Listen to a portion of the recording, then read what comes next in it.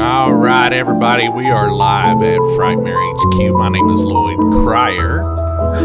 Hi, Lloyd. Hi, and I'm here tonight with, who am I with tonight? I don't know. I'm just a hobo you found outside. You're Charles Blueberry. Charles the Blueberry. Carlos the Blueberry Charles knows. That's me every day. Yep. You know. They're already noticing we're a little bit early. We decided. Who's early? We are. We decided, what the hell, we're going to go on a little bit early. Meredith Petrie's already on here with us. Howdy, Meredith. What's up, Meredith? I don't know time. All right, I don't follow time or time zones, or I just do things as they come up. That's my life. Yeah, you do. You're just kind of whatever, Whatever. You're a bad Whatever bitch. happens. You're a bad bitch. That's what you are, Charles. Bad and bougie. That's me right there. It's my whole life. And you're not drinking tonight, right, Charles? Because you're not allowed to drink. Still can't drink. I got water. Drinking water. You're on the wagon. The H2O, the agua. I love some water. I love agua. All right, so let's first things first. Let's say howdy to a few people. First thing I want to do, Jeanette Nolan followed us on Twitch or somewhere. It looks like Twitch, yeah. So thank you to Jeanette. Tony Del Monte 2 days ago subscribed to us. Tony. Thank you, Tony. On YouTube, yes. And let's see, Sigma Cast 2 days ago subscribed to us. So thank you to Sigma Cast. I don't know what that is, but we're good with that. Thank you for following. We love any kind of follow. Right, Charles? Well, I'm excited. I'm excited about Sigma Cast. Me too. Don't worry. Let's say hello to some of the people, Charles. Travis Brown. Who's here? Is here with us. Downtown T. Brown? That's right. The man, the myth, the legend himself? Yes, sir. Chrissy Gilliland. Well, I know Chrissy. We all know Chrissy. We do know Chrissy. Todd Lewis is here. Mm-hmm. Oh, Todd Lewis is the man. Come on. And I don't mess around with Todd Lewis. Bad Boy 98761. That's too many numbers, Bad Boy. Too many numbers. That's a lot of numbers, but I like it, though. I think we need one more number, though. I think we need to end with a 7. Oh, and add a Q. I want a letter in there just to be sure. Q? Q. A letter. All right. We're Qing it. JRE says, hopefully no glitches today. Yeah, I think we're There is good. no glitches. There's no glitches. Built it from the ground up like Victor Frankenstein. That's right, and it's baby. alive. Ha! Stephen Burt is here. Burt makes it hurt every day. I mentioned that Jeanette Nolan subscribed, and Jeanette is here, so thank you. Oh, yeah. Jeanette Nolan is here, and we are super duper excited. Todd Jara. Woo! Todd Lewis. Allie Tappa. Allie. Who else am I seeing here? Todd. Who else here? Did I miss anybody? I don't know if I missed anybody or not. But welcome to Mr. 80. Oh, here we go. Mr. 80's 1224 is here, as well as JD Smith, Digi-Artist. Yeah, That sounds good to me. JD Smith asks, where you two been? Well, we... I don't know where we've been. For a while there, we were out because of opening the store and Frightmare Collectibles, and then Charles had COVID-19, and that's for real. He really had COVID-19. He's back and better than ever, though. I had an advanced form. I had COVID-64. All right? That's right. It was advanced. He didn't screw around with 19. He went right to 64. 64, the highest number you can go. And then last week, we had all kinds of problems because Lloyd screwed up a bunch of stuff. But we're back, and we're better than ever, and we're like the $6 million man. We've made it stronger. We can rebuild it. We can rebuild it. So we can rebuild it. We're here tonight with 1994, the year in horror, and 95. 95. Sorry, I knew it was 95, but slip of the tongue. And there's actually a few good movies on this list, Charles. There is, and I want to tell everybody too that you're probably going to see the way we do things change a little bit because the one thing that's going to change is we're going to probably stop showing a trailer for every movie or an entire trailer. It's not because we don't like the trailers. Something with the 90s has been crazy with copyright. We're getting like 20 copyright hits per show from these trailers. Yep. And not only from the trailers, we get copyrights for the music that they play in the trailers as a separate copyright. Yeah. So like the people who actually own the movie send us a copyright. So we'll get like a double copyright on some of these. Yeah. It's been every year in the 90s. The 70s and the 80s, we didn't really have any problems. There was, we kind of would get a little things here and there, no issues. Mm-hmm. But every year in the 90s, I come back the day after the show and it's like, you have a new copyright. I click it. It's like all the way down. And I have to look stuff up and it's like, well, you're copyrighted for this song. I'm like, this song came on for 3 seconds in a trailer and they hit you with a copyright. They're like, here it is. You're copyrighted. Which doesn't really make a lot of sense because we are an informational show. We're actually, giving people information about horror movies that you may or may not have seen.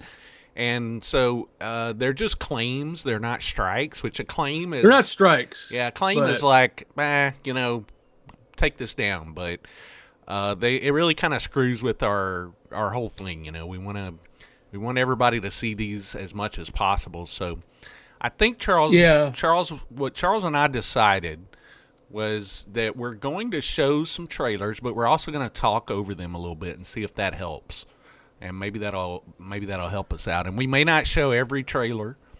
We may not show the whole trailer. We'll just see how it goes. How does everybody feel about that? Well, we're still going to do the honorable mentions video.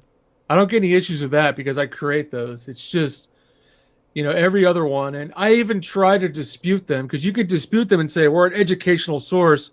I dispute them and the companies come back and go, no, you are copyrighting my stuff. Yeah, you're using our stuff without paying us. And it's like, dude, we're like using spreading the word about your movies, you idiot. I'm like, you should be happy because nobody's watched your damn movie in 27 years. And I'm like, here's this awesome movie. And they're like, they probably see people like, ooh, somebody found our movie. Who is it? Oh, wow. Oh, well, let's give them a copyright claim. Let's copyright them, though. They suck. Yeah. So all right, guys. I like Ollie Tapa's comments. She said lame. And then I know. I like doing the trailers. Yep. Guys, I like the trailers. I spend time finding you guys trailers, but it's just like, it takes longer to deal with the copyrights than it does to actually program all the stuff. Yeah. It's crazy. Her other comment was funny, too. She said, that sucks. YouTube is a dick, man. So, yeah, I agree. YouTube is a dick, man. All right. Well, we're going to do 95. We're going to make it work. We got some movies on here. 95 was a year. Some movies came out in 95. We've got that. It was a year. Also, there were films. Picking up from last week, our giveaways this week is I do have a copy of Poltergeist 2, which is an out-of-print Shout Factory release. Hi, little girl. Dream Factory. And just because I like to be weird and funny, I'm also going to give away a double feature of Teen Wolf. Oh, yeah. I love Teen Wolf. Oh, it's happening today, guys. It's happening. You're going to get some Teen Wolf action. And I'm going to make sure... I'm going to put Lloyd's face here, and I'm going to put my face down here. Okay. I think I've said this before, but I always thought they should make Teen Wolf 3 with Malcolm Jamal Warner in the lead since, they all of these guys, hold that up again, Charles. Dude, not while we're on air. Do it. That's hold private it. Time. Pull it out. I don't. No, not that. Oh, yes, that.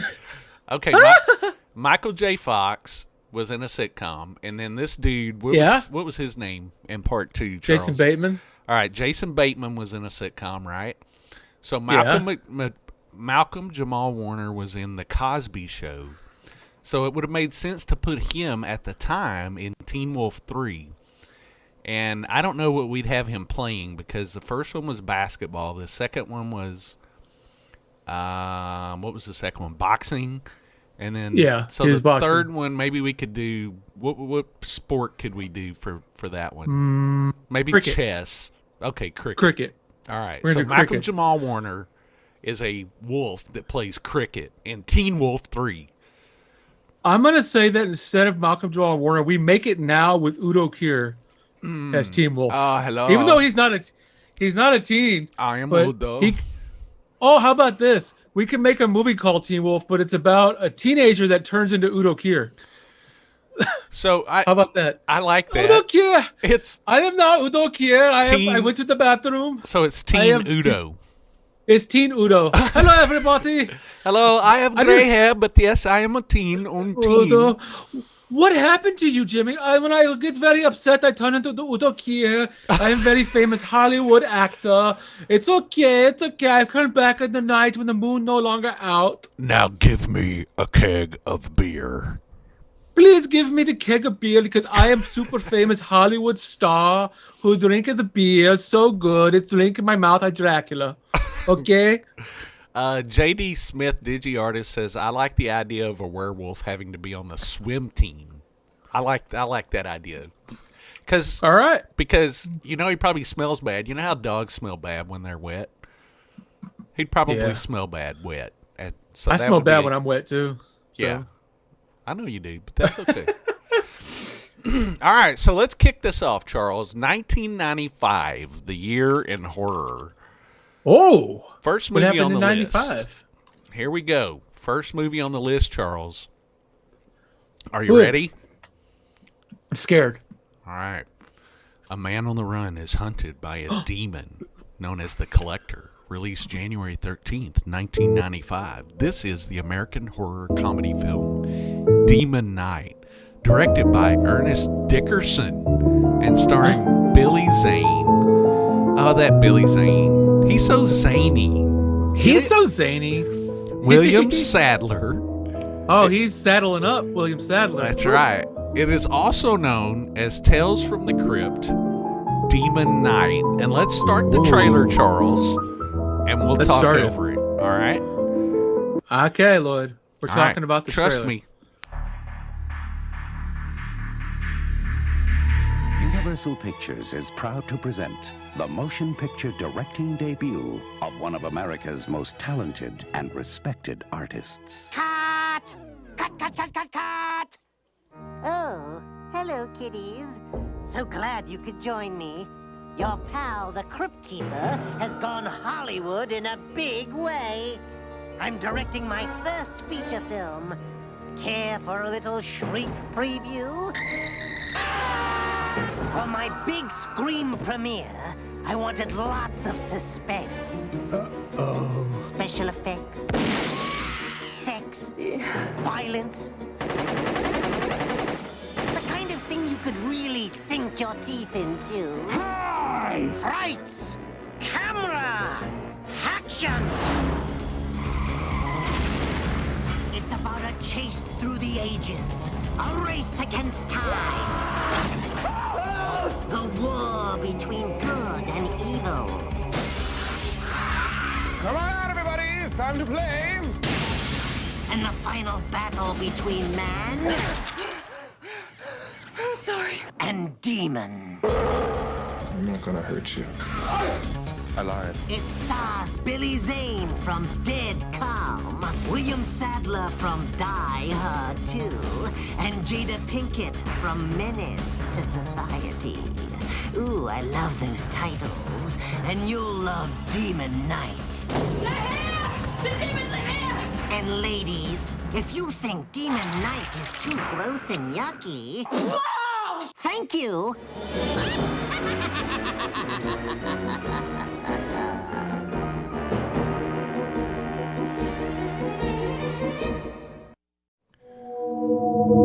Okay, everybody. So that was kind of reverse screw up because we wanted to talk over the video, but our mics were muted. So what else, right?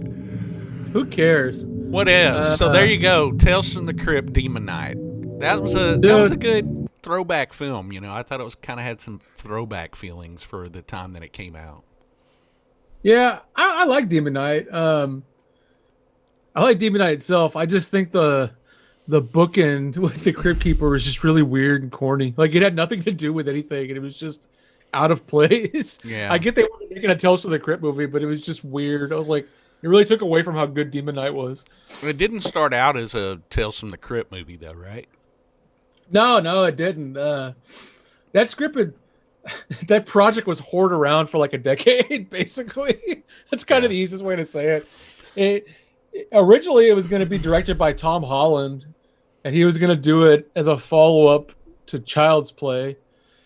And that got passed around. Then Pumpkinhead screenwriter owned it for a while. Then Mary Lambert was going to do something with it for years. And then she made a movie called Pet Sematary 2 that nobody watched.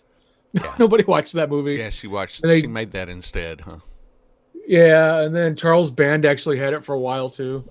It's kind of weird. Then finally it came here, but hey, and remember, though, in Germany, it was called Night of the Demons, so there it is. There you go. Boom. I do like Ernest Dickerson, though. I mean, he didn't do much, but he did a movie called Surviving the Game with Gary Busey that's really good. That's a fun movie. Oh, yeah? Yeah, it's basically Gary Busey chasing you around. So I can't remember. Why was it called Demon Knight with a K? Was the guy a knight or something? Because he was a demon knight. He was a knight. So was he a knight? Is that what it was? I have no idea. I don't remember. It's just I have no idea. I don't know if they ever resolved that in this movie or not, or told us why it was night. I can't remember. Maybe they did. I haven't seen Demon Knight in a while. I actually saw Demon Knight in theaters when it came out. I haven't watched it since a couple years ago. Mm-hmm. I don't know. I can tell you when I watch it, I fast forward past the Crypt Keeper parts in the beginning and end. I just watch Demon Knight and then I stop it. So I don't know. I've got my own edited version. JRE said that Billy Zane was a demon knight, and KNIGHT. So okay, we'll trust you on that. Oh, he was a knight. I do remember though that we had the other Roach character in horror movies. Who? The other Roach. What? Who? Thomas Hayden Church played a character named Roach. Oh, he did, yeah. Yeah. Thomas Hayden Church. I know what you were talking about. I was like, the hell are you talking about? Are you drunk again, Lloyd? I am drunk. I'm drunk, man. I'm Lloyd Cryer, and I want to talk to you about Demon Knight. Burp. It's my favorite movie ever. It was directed by Steven Spielberg, and it starred Udo Kier and Bela Lugosi. Bela Lugosi was in Demon Knight. It's a great movie. All right. Well, Demon Knight's fun, though. I think we both recommend this film, right, Charles? I think we can safely I'll recommend it. I recommend it. For you. All right. So Let's next. move to the next one.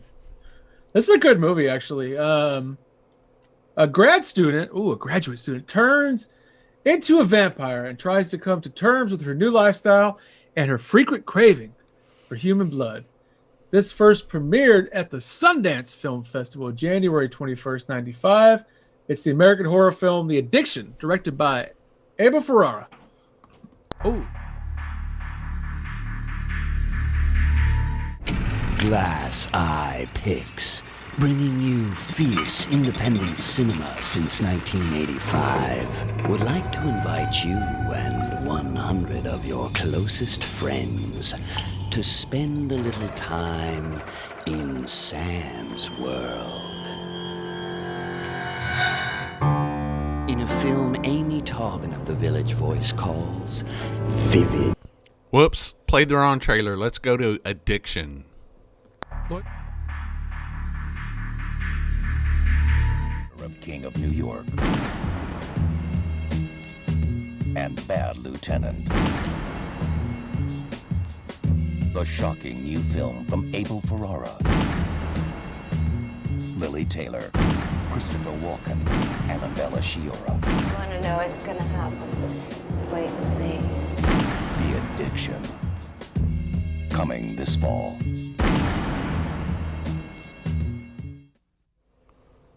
Okay, that's The Addiction by Abel Ferrara. I don't know why I get that in the habit mixed up, but I do. So they're both vampire movies, but we'll talk about that. Yeah, that's probably why.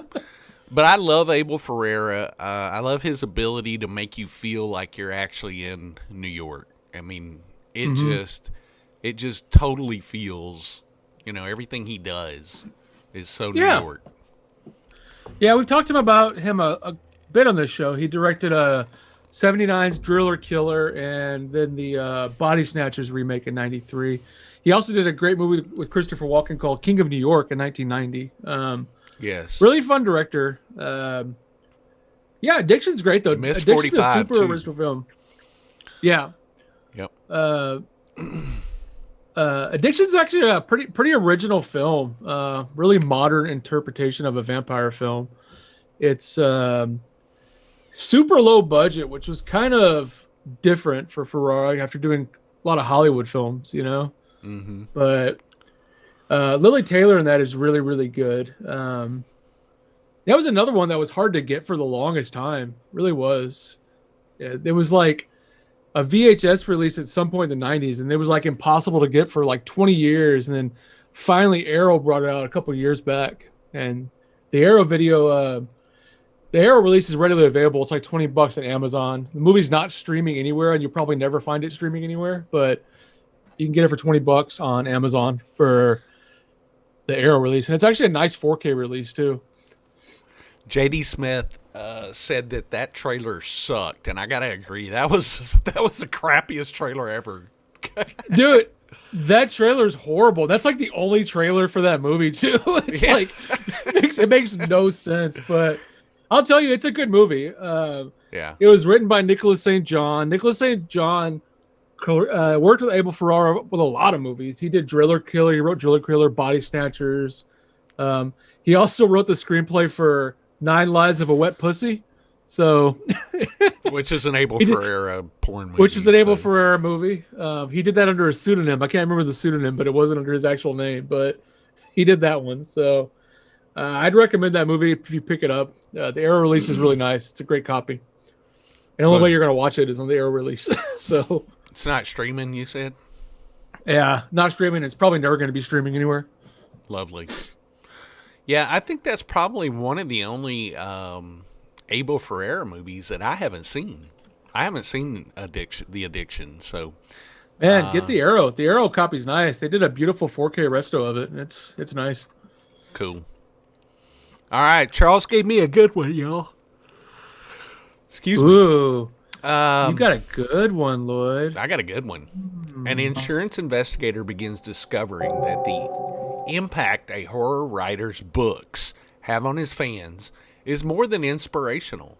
Released February 3rd, 1995, this is the American horror film In the Mouth of Madness, directed and scored by John Carpenter and starring Who? John Carpenter. Is he a woodworker? He is. He's a carpenter. Thought so. And it is starring Sam Neill as well. Let's watch the trailer.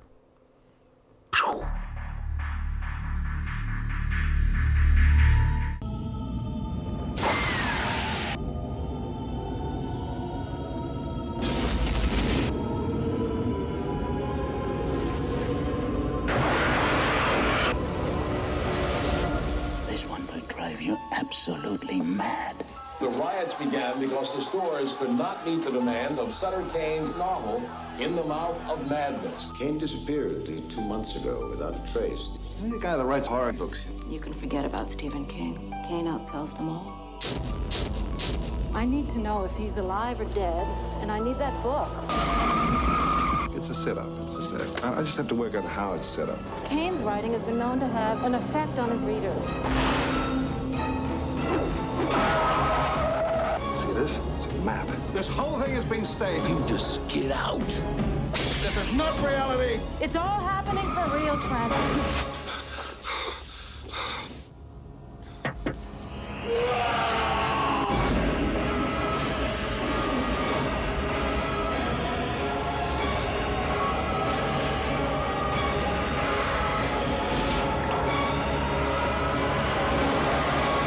I know this book will drive people crazy. Let's hope so.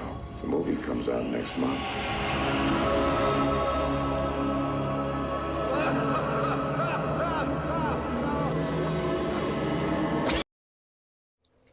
All right. Sam Neill loses his mind in John Carpenter's next movie, In the Mouth of Madness. I don't I don't get the trailer why they're like, it's 1995. It's like, what does that have to do with anything? I know. It's 1995. He's John Carpenter. It's 1995. It's like, what? Who cares? Who cares? Who cares? Hey, that movie's a real page turner, Lloyd. Whoa. I gotta agree with J.D. Smith though. He says this is Carpenter's last great movie. It is a great movie. Yep. And it's got Vigo the Carpathian in it too, from Ghostbusters 2. Yeah. I am Vigo. You are John Carpenter. It's 1995. Oh my Lord. Jesus Christ. That's a great movie though. Sam Neill's great in it. Yeah, there's a lot of H.P. Lovecraft influences in that movie. It really is. And it's well written, it's well shot, and it really is a great movie. Yeah. I don't know, what always stood out to me was that all the books looked like they were Stephen King books, like they used the same fonts and everything from around that time. There was a lot of basis of Stephen King on Sutter Kane, the books and where it was held and everything. But I've tried at the last 5 years at 2 different auctions. I tried to buy an original Sutter Kane book from that movie, and I was outbid both times. Damn people! I'll bet Give me my are. book. Give me my damn Sutter Kane book. I don't want a repo. I want the real one. I want to read Sutter Kane. Yeah. Did you know in Finland this was released as In the Depth of John Carpenter's Madness? Really? So there you go. That's the title. Yeah. Leave it up to the finish. In Portugal, it was called Satan's Bible. I don't know. The Portuguese. I don't know. But I am Satan's Bible. I have no idea either, but it is a great John Carpenter film. Probably one of his last great films. So, yeah. Yeah. And I agree. And Charlton Heston's in it. So I can get behind anything Charlton Heston did. Charlton Heston, the good actor. I always like him in Beneath the Planet of the Apes last night, Charles. I love that movie. Yeah, I did too, but why does he look so much older in that movie than he did in the first one? Because man, it's all the apes catching up with him. He's so tired. I like when they have to fight at the end, almost like Star Trek style. They're all like, oh yeah. I've got that on VHS here, Lloyd. Beneath the Planet of the Apes. Do you really? I just watched it. Yeah. I just cracked open a Blu-ray last night that I'd never opened before and watched that. Really? Mainly because I couldn't remember. Somebody reminded me that Roddy McDowall did not play Cornelius in this movie. It was somebody else that was kind of doing a Roddy McDowall impersonation. I talk about Beneath the Planet of the Apes. Yeah, it was what was his name? I don't know. David Watson. David Watson did it because Roddy McDowall didn't want to come back. He was working on something else, I think. Yeah, he was directing a movie, Tam Lin, I think, at the time, and they basically wanted a guy who could do a Roddy McDowall impression, and that's why there's not much Cornelius in the movie. But yeah, I can talk about Planet of the Apes all day. I've got a Planet of the Apes problem too, like many other movie series. So. I do too. But we should move on. We can move on. The next movie is definitely a horror flick, and it's part of a horror. What do you want to call it? Horror canon, or whatever you want to call it. I think people are gonna know what it is from the first 2 words. So. All right, guys. There's no other way to describe it. The Candyman arrives in New Orleans and sets his sights on a young woman, not too young. She's of legal age, but she's quite young. Her family was ruined by the immortal killer years before. Released March 17th, 1995. It's the American supernatural slasher film, Candyman, A Farewell to the Flesh, directed by Bill Condon. Let's watch the trailer, Lloyd.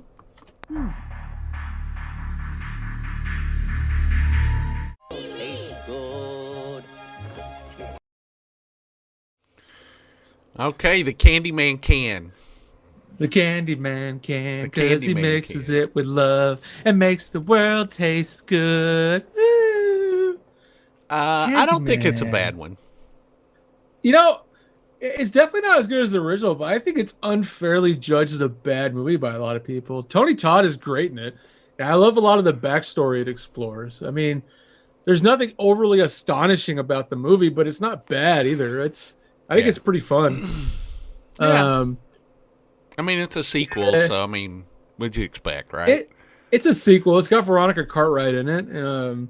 The score done by Philip Glass in it too, and it was directed by Bill Condon, who went on to do the infamous Twilight Saga: Breaking Dawn 1 and 2, which is probably his greatest achievement. You know, probably so, right? Yeah. I mean, what do you want me to say? In Portugal, this was released as Assassins of the Darkness, which I think is a better title. That's what it should have been called, Assassin of the Darkness. But okay, well, whatever works, right? Lloyd, you're my assassin in the darkness. Did you know that? I'm something of your darkness. You are my darkness, Lord. You're my heat in my coldness. I think you're gonna preach to me. I want to talk about Lord Cry today, everybody. Get your wallets out as I pass around the collection plate. Lord Cry is going to be healed today. Healed inside the power of Christ. That's right. And I know just what will heal you. You want to know, Charles? You're a dirty bastard. You're a dirty bastard. You're a dirty bastard. Okay, you dirty bastard. So I know what will heal people. Another horror movie from 1995, and one from a famous director that we've already discussed. I have a feeling that Mr. 80s is going to be happy because he's been talking about this one in Twitch. So good. So let's see. The next one on the list. After an unseen force invades a small town, 10 women mysteriously find themselves pregnant. And later, did you impregnate them, Charles? I impregnated them with the power of Christ. Well, later they all simultaneously give birth to little evil bastards that start a reign of terror. Released April 28, 1995. It's the American sci-fi horror film Village of the Damned, directed by John Carpenter and starring hot damn Superman himself, Christopher Reeve. A remake of the 1960 film of the same name, which was based on the 1957 novel The Midwich Cuckoos. That's what I think about. The Midwich Cuckoos by John Wyndham. Cuckoo. Oh. So what is this one called again? Village of the Damned. Oh yeah, I've seen this. Hot damn. You know what? The original is pretty good. It's and this one's good too. I like this one as well. It's not bad. I mean, Carpenter said he made this movie out of contractual obligations with Universal. It's the only reason he made it. In reality, there was supposed to be a trade-off. So John Carpenter was going to direct this, and then Universal was going to fund his other movie he wanted to make, which was called Creature from the Black Lagoon. He wanted to do a remake of that. And he was supposed to do a remake of that, but this movie bombed at the box office, and Universal was like, we don't know who you are. Stop calling us. It's basically what happened. So he never got to do his remake of Creature from the Black Lagoon. They jacuzzied him, as I say. So he got jacuzzi. John Carpenter wanted to remake Creature from the Black Lagoon. Yeah. Huh. The trade-off was he was going to make this movie, and then they were going to let him make that movie. But then they didn't let him make that movie because this movie bombed. So it was... I like the original. I like this one. This one definitely is a lot weirder in the original. He definitely played up the violence and the alien aspect of a lot of it, but yeah, I still enjoy it. I mean, one of the main reasons this movie lost money is the damn cast. They paid way too much money for this huge cast of people. Like at the time were big actors like Kirstie Alley, Christopher Reeve, Mark Hamill's in this. It's just throwing money. And this is poor Christopher Reeve was paralyzed a month after this came out. So that's real what sad I was year. Gonna ask you. I couldn't remember, but yeah, it seemed like that was sad though. Yeah, what happened to Christopher? What kind of Reeve? world do we live in where Superman can't fly or walk? I know. It's pretty rough. But you know what he did do later that, it wasn't a great movie, but he did a remake of Rear Window that I didn't think it was terrible, but it kind of worked for him because he was in a wheelchair the whole time, It's not a super good movie, but he's really good in it. The fact that you're watching him in his natural state, like he's in that chair and that's his chair. Yeah. And he's acting. I thought he did really well in it. I did too. I did too. And I do like Village of the Damned. It's not I wouldn't consider these one of my favorite movies of all time. They're a little, especially the original, is a little slow. But I guess that's what you're going to get for a 60s film. It's just the way it was. But they're fantastic movies. They are creepy. The little kids in these movies are creepy as hell. So it's worth it for that alone. Yeah, and the kids are pretty creepy, and I like this one too. It's another one I saw in theaters when it came out. Thomas Decker, who's one of our past guests, was one of the little boys in the movie. Mm-hmm. I had him sign a poster that Carpenter had signed, but it's not the best movie. But I mean, I like it more than it got some bad reviews when it came out, and I think it's really held together pretty well. I think it helps that it's really set in a small town, and it makes it not seem as aged. After and we got to remember, guys. Well, 95, guys. Every movie that this year is 25th anniversary right now, so that's the fun part. There you go. 25 years of Village of the Damned and Candyman, Farewell to the Flesh. Yeah, and what else? Demon Knight, In the Mouth of Madness. In the Mouth of Madness. Well, it's also In the Mouth of Madness is also the porn movie that Lloyd starred in when he was younger. That's right. It was a really weird movie. It is.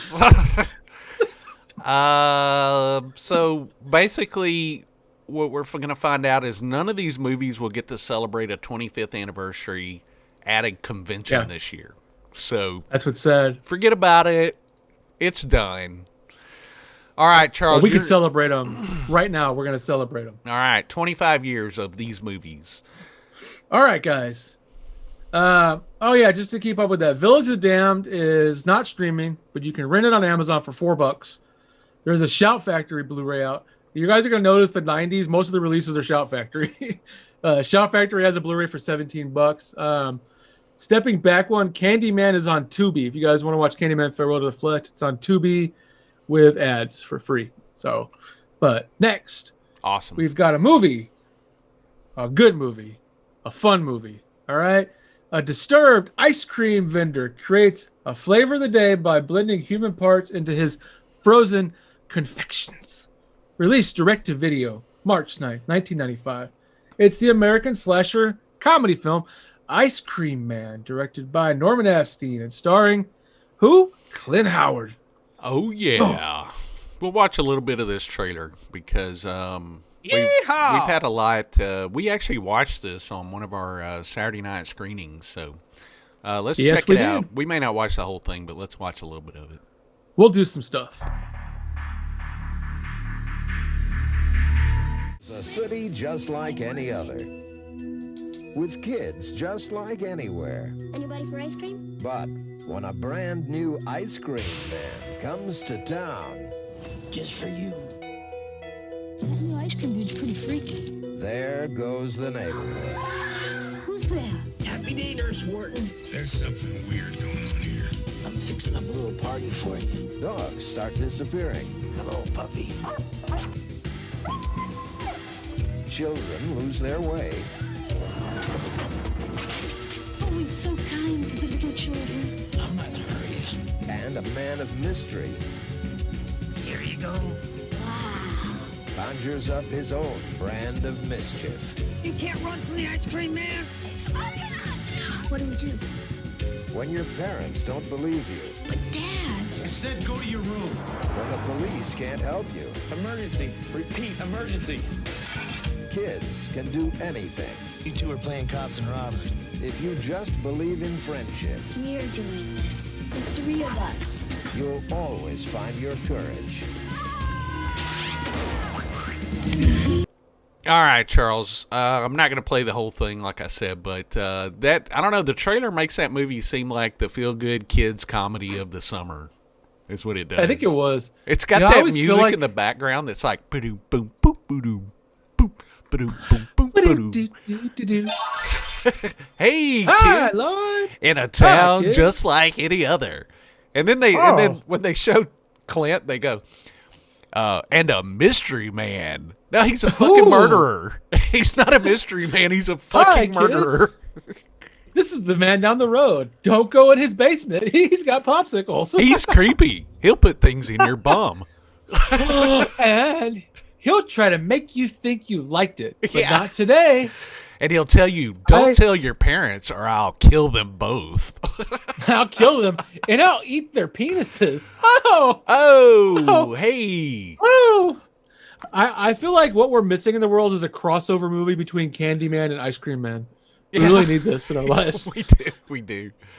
Todd Lewis, it was actually Vinegar Syndrome that sold this. I don't know.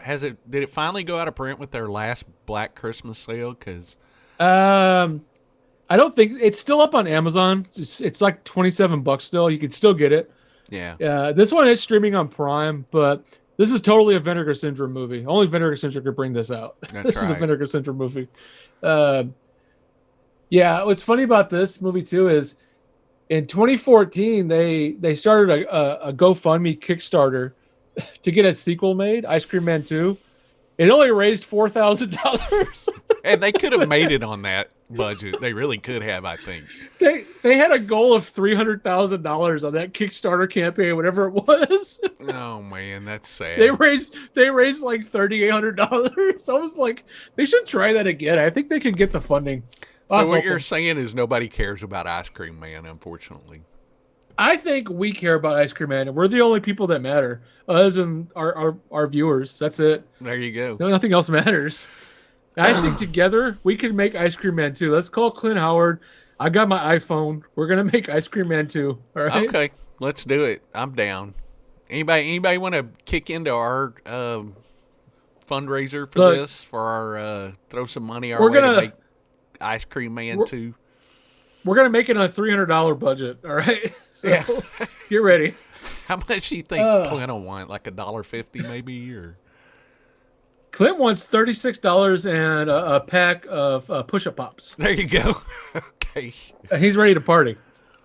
And you get him drunk, he'll convince his brother to direct it. So Travis remembered that we were talking about getting the Ice Cream Man truck and turning that into the Frightmare mobile. So we still need that. We need an ice cream truck. That'd be awesome. That would be awesome. But I mean, Ice Cream Man is a fun movie. It's not a phenomenally well-made film, but it's not. It's a lot of fun. And the Vinegar Syndrome release is actually really cool. It's got an awesome cover on it, and it's not really a movie that you need an HD transfer for, but it is an HD transfer. It's more like something you should watch on VHS, but I mean, it's whatever. Yeah. You know, I actually like Ice Cream Man a lot better than the next movie. But before we move on, Charles, it's this movie, Ice Cream Man. You can watch it on Amazon Prime or Tubi with ads. What did I miss? Oh yeah, ads it. Richard Nettleton just tipped us $5 through Super Chat and said, "What did I miss? You just came in at the end of the Ice Cream Man celebration. We're celebrating Ice Cream Man. That's right. I want some ice cream now. I do too. Anytime, really want some ice cream. If you mention Ice Cream Man, I want ice cream. I want like a sundae or something.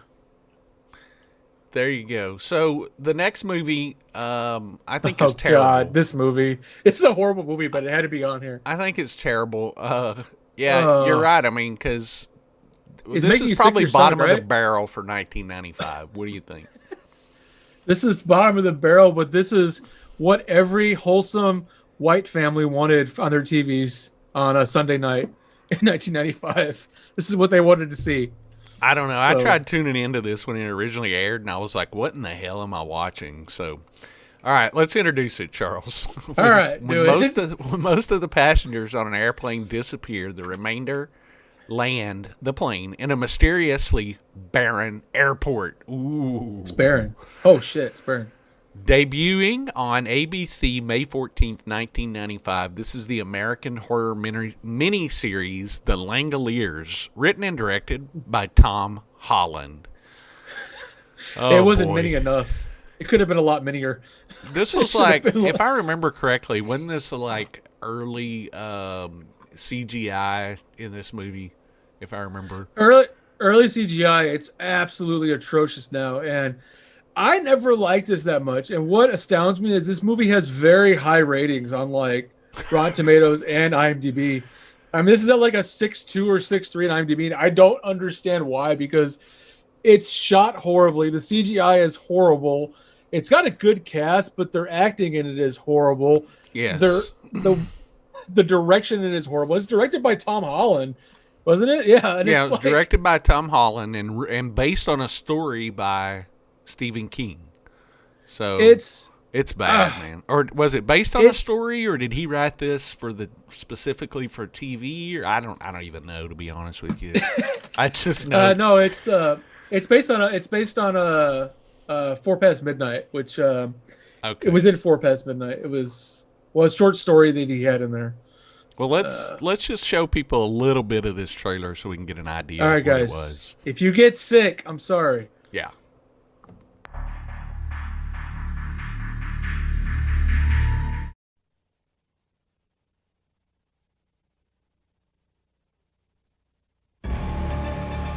Prepare yourself for the flight of your life as Republic Pictures brings you Stephen King's most startling nightmare, The Langoliers, now at a new low price. It's coming! Don't you understand? Stephen King's films have drawn more than $350 million in box office receipts, and his books have sold over 150 million copies worldwide. The Langoliers is intriguing, horrifying, and pure King, with plenty of scarifying King-style fun. Langoliers are coming. They're coming for you.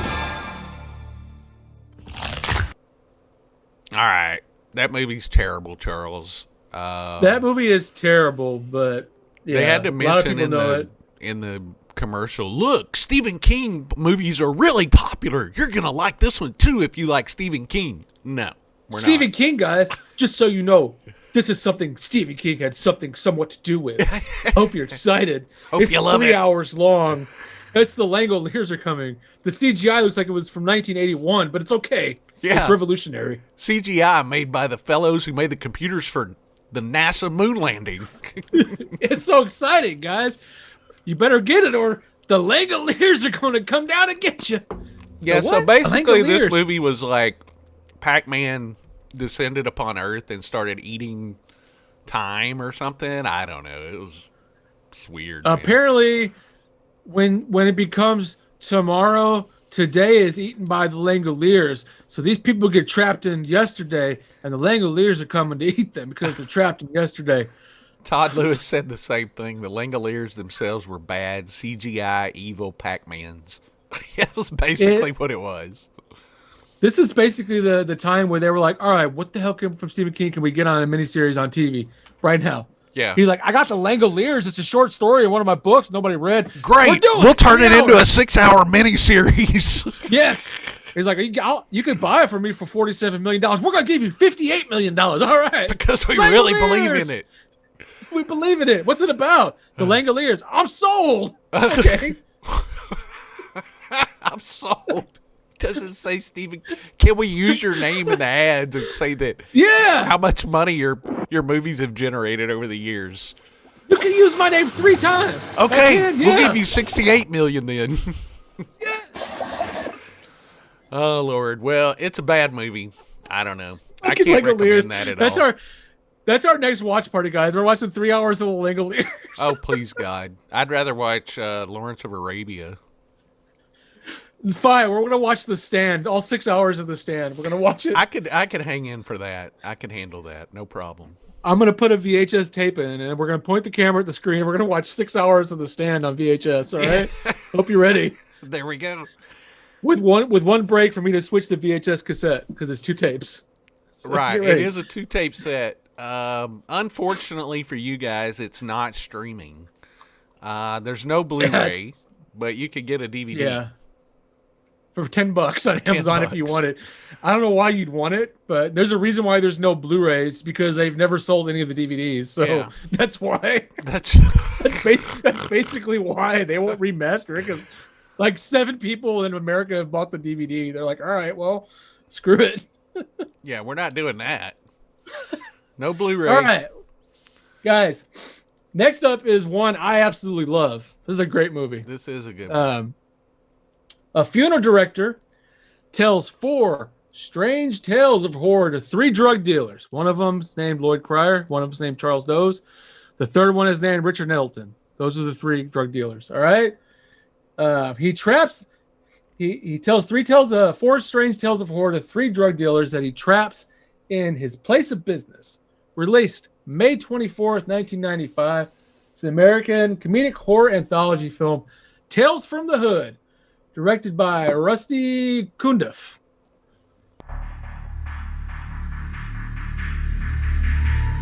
Let's roll, bud. In this neighborhood is a house where souls never rest. You're invited to share their secrets. I've been waiting for you boys. You're invited to share their tales. Unless, of course, you're scared. Tales of madness. Of revenge. The dolls don't want you there. They want reparation. Of horror. He thinks he needs to kill the monster. Now, your most terrifying nightmare and your most frightening reality are about to meet. On the streets. And this is a trip, homie. I don't need nothing from no house of dead folks, okay? Death, it comes in many strange packages. The producer of Menace to Society and executive producer Spike Lee will take you to the outer limits of the inner city. Welcome to hell! Tales from the Hood. Chew. Or be chewed. Hey, man, I don't need to be hearing this, man. Written and produced by Darren Scott. Written and directed by Rusty Cundiff. All right, guys. So I figured something out, Charles. The host from Tales from the Hood is Glass from Unbreakable. They've got the same hair, and they kind of dress eccentrically. So it's Samuel Jackson. I think that's where they got the idea or the look for Sam Jackson and Glass and Unbreakable. Maybe from this dude, because he's got the hair and the eccentric clothing and everything. So there you go. I figured it out. I think it's good. Yeah, I mean, I love this movie. Tales from the Hood is so great. Cundiff was inspired actually to make this from. He wanted to make this sort of social commentary horror movie, and he was inspired by his father. His father was actually really active in civil rights movement, and he went with an anthology format so he could address multiple racial issues within the same film.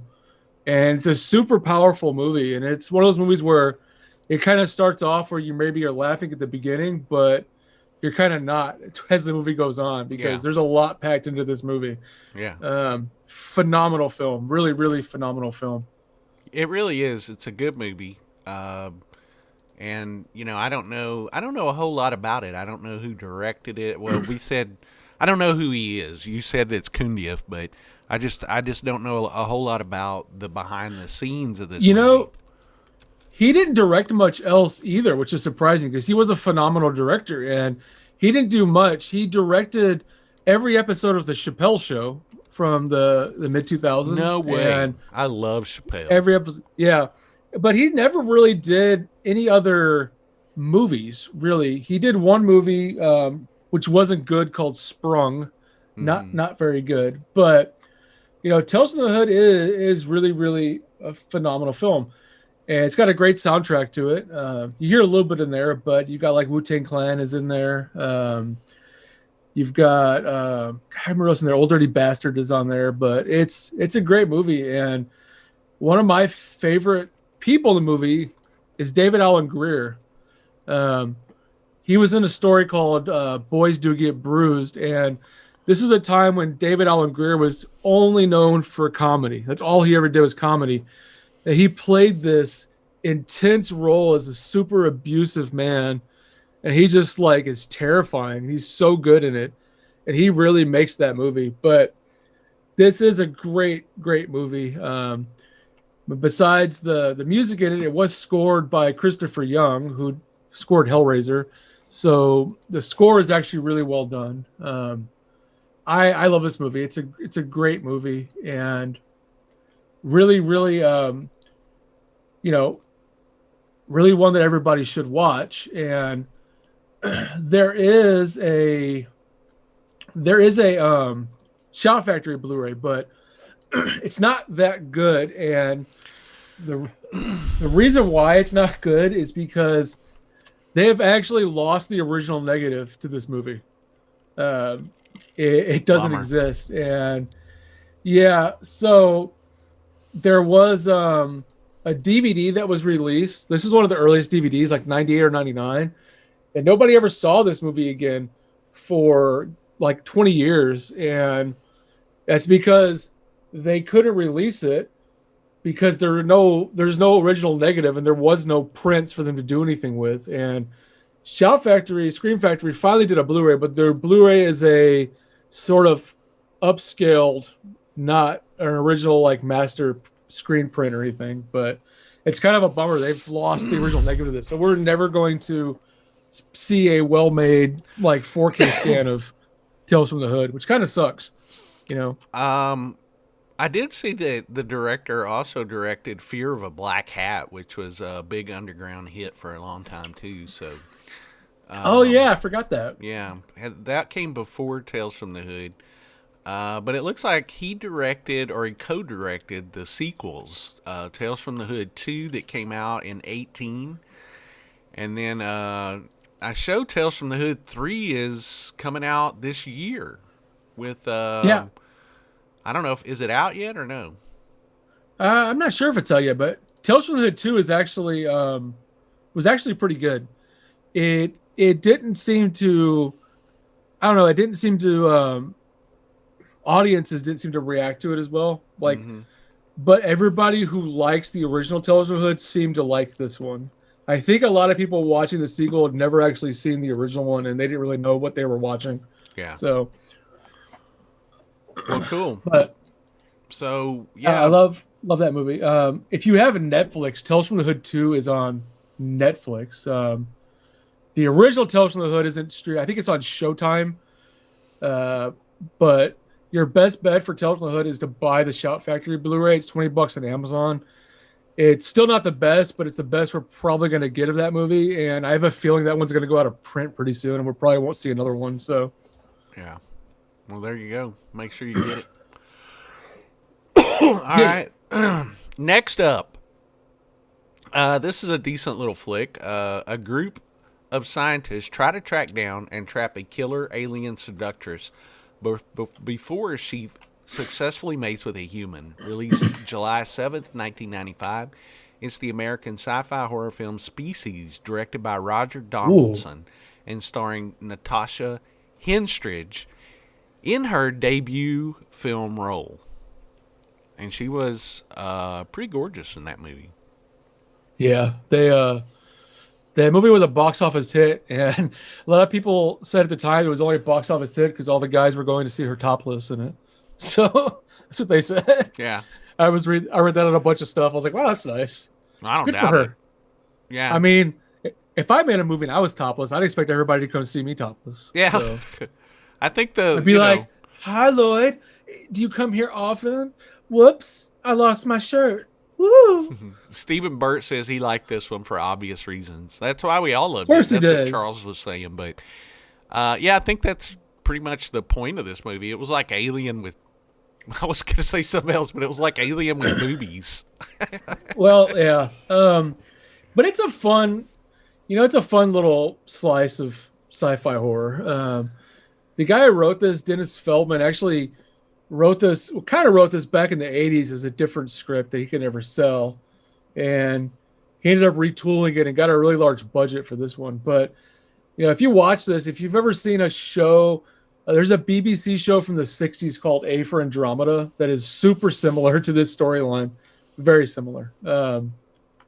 But, luckily they got a big budget, and Donaldson, the director, wanted most of the budget to go towards special effects. So he hired H.R. Geiger to design Syl. And, H.R. Geiger did a lot of the sketches. He was never actually on set because he never left his studio in Switzerland. And Steve Johnson built the actual effects for this movie. H.R. Geiger was a little upset at the end because he said they looked too similar to Alien, but it's H.R. Geiger. Everything's gonna look like Alien. I'm sorry. That's what I was gonna say. Come on, Geiger. A lot of your stuff looks like Alien. Everything looks like Alien, style. Dude. Come on, come on. But yeah, Species was an interesting film. I think I went to the theater to see this originally, and yeah, I remember having fun with it. And then they did like 2 more films, I think, and they were just kind of crap. Let's not talk about those. But this one's good. This one's also scored by Christopher Young. He was a busy guy this time period. It's got Michael Madsen in it and Ben Kingsley. And yeah, it's still a fun movie, and I think the effects that were built for it, one of the main reasons to watch it. They're a lot of fun. And I like this one, and it's on Prime and Hulu right now if you want to watch it. So it is. There's 2 different Blu-rays. There's a single disc MGM that's $10, or you can pay $25 and have the Shout Factory Blu-ray. So take your pick, whatever you want. There you go. Okay, Charles. Let's go to the next one. Okay. We know this movie. We do. All right, guys. A private detective gets more than he bargains for when he encounters a performer whose amazing illusions captivate the world. But they are not really what everyone thinks. Woo-hoo. Released August 25th, 1995. It is the American supernatural horror film Lord of Illusions, written and directed by Clive Barker, based on his short story The Last Illusion, published in Books of Blood, Volume 6. Seis.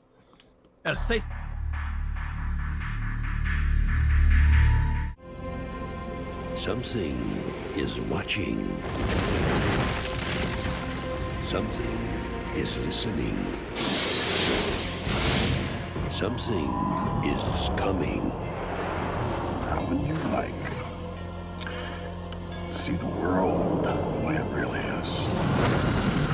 What's going on here? Detective Harry Damour is walking a path. I want you to help me. Will you take the job, Mr. Damour? Where do I sign up? Between what can be seen. People are dying here. I want to know why. I've heard a name. Somebody they talk about in whispers. Who? Nix. And what must be feared. Nix is dead and buried. What the hell is wrong with you people? Haven't you seen enough to know that doesn't matter? Now. I don't want him getting in the way. We've always waited too long to have the homecoming spoiled. Every step he... All right, Charles, that's enough of that trailer. We get it. Yeah, I agree with Ashley Guillory said that it's underrated. More horror movies should blend in film noir. I agree. I like Lord of Illusions. I have a hard time with Scott Bakula because all I see is Quantum Leap, like Lord is saying. Yeah. I love Quantum Leap. Yeah, we were talking about that. Can't watch it. I can't watch anything with him in it because I'm like, it's just another Quantum Leap episode. That's all this is. How's he going to get out of this one? This movie is very well respected in a lot of circles, and I don't think it's a bad movie. It's just not my kind of film. So it's different. Everybody's got their own take on it, and yeah, some people like it, some don't. I enjoy it. I enjoy the movie itself. Like I said, my only problem is Scott Bakula because I just can't. I can't. Because you're waiting for him to leap and come back next week. I'm waiting for him to leap. I'm waiting for him to press this little button and the guy's going to show up and be like, what's going on this time? And they'd be like, I'm trapped in some sort of Lord of Illusions. I'm like, okay, this is what you got to do. You got to save him from the illusions. Then we're getting out of here. He goes, okay. There you go. I just made my own movie, a crossover. Lord of Illusions. Lord of Illusion. Dun, dun, dun, dun. Charles Anderson, a good Simon Boswell score. Yeah, the score that's actually really, really good. I like Simon Boswell. He's he did a lot of stuff. Mostly stuff I like of his is in the 80s. I'm trying to remember. I'm losing my mind here. Lloyd, I lost my mind. I'm trying to think of what he did, but I'm losing my mind. Lloyd, what happened to my mind? No, I don't know, but he did a few movies. He did Santa Sangra. I think he did Demons 2, didn't he? Phenomena. He did some of those. Didn't he help with those movies? Yeah. Yeah, Simon Boswell. I just can't remember it. There's a specific movie of his I like, and I can't remember it. It was early 90s. I don't know. Who knows anymore? That's right. Well, I'm losing my mind. You can watch this on Amazon Prime or Tubi with ads, or you can rent it for $3.99 on Amazon. There's a Shout Factory Blu-ray that's out of print, and Charles says it goes for about $90 on eBay. Yeah, but you can import a Region B of the same scan from 101 Films for like $10. So yeah, it's the exact same Shout Factory movie. It's just a different company's released. That's why you need region free players, guys, because it's $80 less. That's right. Do the math. Do the math. Do the math. Lloyd, you've got a good one coming up. This is one of everybody's favorite movie right here. Super highly regarded film. The best of this entire series. I don't know about that. It's actually passed around as probably one of the greatest films of the 90s. So, well, let's see. Michael Myers. Gave it away. Michael Myers. No, it's from the guy from Saturday Night Live. What's that? Oh yeah, Mike Myers. That's right, Michael Myers. Yeah. He returns to Haddonfield in pursuit of his niece, Jamie Lloyd. Oh shit, Jamie! No. Who has escaped with their newborn child, for which Michael and a mysterious cult have sinister plans. Released September 29th, 1995. Woo! It's the American Gothic slasher film Halloween, The Curse of Michael Myers, directed by Joe Chappelle and starring Donald Pleasance in his final film appearance. Oh, the greatest movie ever. Let's just check out a little bit of this trailer. I don't know. I mean, it's Michael Myers running around killing people, so here we go. I'm Michael Myers. Do you know why we celebrate Halloween? A long, long time ago, it was a night of great power. When the days grew short, all across the land, huge bonfires were lit. Oh, there was a marvelous celebration, and they dressed up in costumes, hoping to ward off the evil spirits, especially the boogeyman.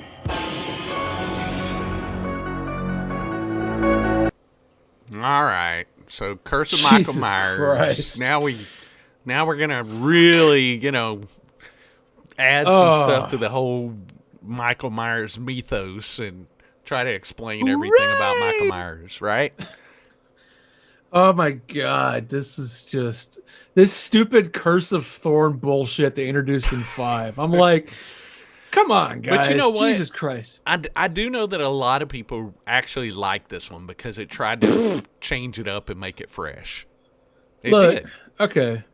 It did, but I don't need to know all this shit about Michael Myers. Keep it ambiguous. Come on. Yeah. There's too much going on. But, it's the final movie in the first timeline. We do know there are 2 versions of this film. Everybody knows that there's 2 versions.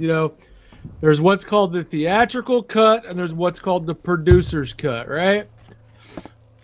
Ooh, Lloyd, you got a pumpkin. I think I got Halloween Curse. It's Halloween 6, right? Producer's cut. Yeah, well, here it is. The Curse of Michael Myers. Ooh. Now it's the Booger Man. The Booger Man. The producer's cut, as it's called, that's actually the original cut of the film. That was the original cut of the film that they were finished with. And they showed it to test audiences who absolutely hated it. So then they went back into production. Keep going, Charles. I'll be right back. Movie. Keep talking about Halloween 6. Yeah, well, so they showed it to a bunch of test audiences, and a bunch of test audiences hated the damn movie. And based on that, they decided they were going to put it back into production, and without Donald Pleasance, because Donald Pleasance has already died at this time. So they went back into production with this damn movie. They changed the ending. They changed like 40 minutes of the movie by either reshooting it and editing it out. They completely changed the movie. So the theatrical version that was released is really different from the producer's cut. The producer's cut is a lot heavier in this thorn cult BS, and Jamie has a lot more screen time. There's very little changes through the first half of the film, but if you watch them, like the last half of the movie really shifts and gets weird. And other than that, I think the producer's cut is a little bit better assembled film, but neither of them are that good of a movie. Just to throw it out there. Halloween 3 was better. I said it. Boom. Mic drop. Halloween 3 is one of the best films ever made. And I don't really give a shit what anybody says. I love Halloween 3, actually. I'm silver. I got a silver shamrock up my ass right now. I don't give a shit. I don't care. That's how I live my life. There you go, man. There you go. Well, I don't know. I know that some people like it because it did try to change things up and be a little different. But I'm like you. I like things to be a little more of a mystery. I don't mind things being changed up if it's good. I can't say I'm happy. I can't say it's good just because you made something different. You know what's a damn good movie that nobody likes is Jason Goes to Hell. That's a phenomenal movie. That's a movie where I like Jason Goes to Hell too. I love Jason Goes to Hell. I ain't fucking around. They brought the Necronomicon into that shit. I don't even care. It's got the greatest kill, and I've told you this before, Charles. I think it has one of the better kills of all the movies. The fence post where they split the woman in half through the tent. That's a great effect, man. Yeah, I like Jason Goes to Hell. I'm like, that's a good example of let's completely change something up and make it different and give it a fun story. And the polar opposite of that is Curse of Michael Myers. We're like, let's just fuck everything up. We don't give a shit. Yeah. Let's just change what it all. Let's stick him here. What if Michael Myers is from space? So what we're gonna do is Michael Myers from space. He's an alien. Then when he lands here, he's gonna be a Langolier too. That's why his eyes are so black, right? Yep. Because he's a space alien, one of those grays Langolier. with those big black eyes. Makes sense. And he's one of the kids from the Village of the Damned too. We're gonna tie it all together. Boom. Okay, Halloween 6, the producer's cut, everybody. Let's give it a round of applause. Yeah! Woo! Whatever. And you can't actually get the producer's cut now, which sucks, because I think it's like $100 if you want the damn disc of it. So don't pay $100 for it. I'm going to sell this box set pretty soon that I have. That damn Shout Factory box set's like $900 on eBay. People are insane. If I pay $900, Michael Myers better pop out of there naked and do a dance for me. Exactly. Oh, Lord. I'm ready for it. All right, my man. So did you go over where you can watch this? There's no disc, but you can rent it on Amazon. You can't get the producer's cut, though, right? You can't get the producer's cut. You can actually get you can get a Blu-ray of the regular cut, and it's actually on a 3-movie combo with Resurrection and H2O for like $1.37. That's like a shit sandwich, man. That's like all 3 shit They love movies. those triple shit sandwich horror movies. They did that with like the Hellraiser movies too. So like you get all 14 Hellraiser movies except for the 2 good ones. You know why that is, right? You know why they have those, right? Why? It's Dimension on. It is Dimension. Yeah. So they just like throw everything out there. I did see that Clive finally got Hellraiser out of Dimension's clutches, though. He has the rights. Won, yeah, he won. He won. He has the rights back to Hellraiser, but that's kind of a different topic. Now, guys, I'm gonna tell you can get the producer's cut actually on Vudu for $12. Boom. On Vudu, you can buy a digital copy, or if you want to, you can pay $193 on eBay for a Blu-ray. There you go. Do it. Whatever you think is better. Get you some. That's your life, Whatever you want to do with your life is you. That's right. All right, so let's move on to this one. Let's see. I was just reading J.D. Smith. Oh, they held his comment. He said, who whores out their movie collections more, Dimension or Full Moon? I don't know. I'm gonna go with Dimension because at least Full Moon brings out decent cuts and individual discs, and they try to add some special features, and make it worth your money. But Dimension's just like, bam, 800 movies on one DVD disc. Yeah, here you go, guys. Here's your 47 movies for $6.99. I don't care. Give me $4.99. Give me $2.99 and a book of stamps. It's yours. All right. I'm Dimension Home Entertainment. It's definitely Dimension. Dimension wins. J.D. Smith. Dimension. Because they do that with the Children of the Corn movies, too, because they have the rights to that as well. And so they're like, they're not around anymore, though, because that was Weinstein, right? I mean, I don't know who has Weinstein anymore. Anyway, let's move on, Charles. Yeah, Dimension Films is still around. They're still out. Yeah, but that was part of the Weinstein Company, I thought. So I don't know. Well, it used to be owned by Heinz's, but I think Disney actually picked it up. Oh, great! Time ago. Boy, that's an improvement. Not. Yeah. Okay, let's move on. I just work here, man. I just work here. I don't know what the hell's going on. So this is the Larry Fessenden movie that we started talking about accidentally that I played the trailer for. So not Larry Fessenden. Oh, it is Fessenden. That's why I Fessenden. Okay. So a man whose father has recently died and has just broken up with his girlfriend finds temporary solace in the arms of Anna, a mysterious vampire who draws him away from his friends into a web of addiction and madness. First premiering at the Chicago International Film Festival on October 27th, 1995. It's the American horror film Habit, written, directed, edited, and starring Larry Fessenden. So let's watch a little bit of that trailer.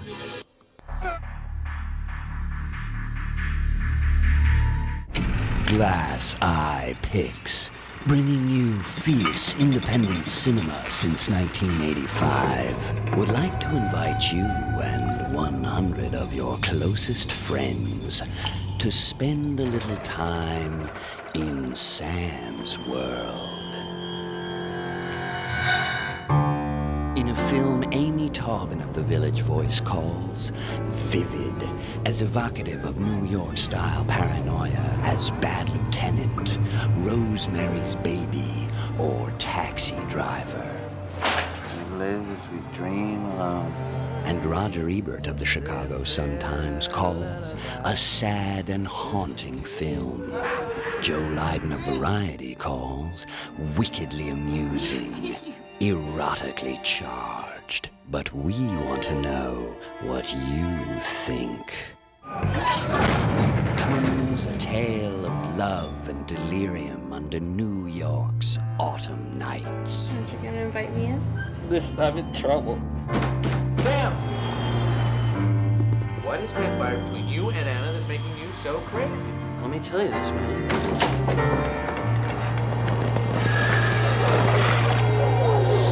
Habit. See it in a darkened theater.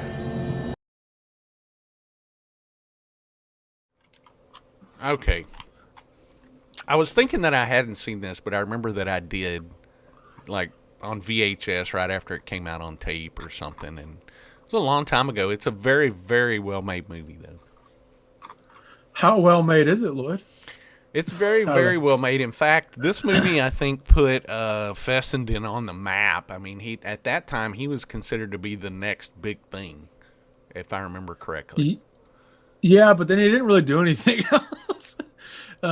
No, he did. Yeah, he did. He's done a lot, but nothing that was like, well, oh my God. That's what I meant.